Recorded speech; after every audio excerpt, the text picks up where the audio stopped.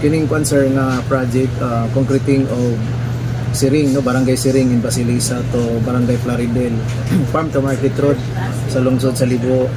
Doon na si sukod na 9.478 kilometers with an amount of 341,471,771.17. Ni mo ang iyang estimated calendar days nga i-implement ni siya is 622 calendar days, meaning more than or almost 2 years to implement. So approve na ni siya, sir. Gina-comply na nato ang iyang mga requirements kay may null or notice of no objection letter from the central office.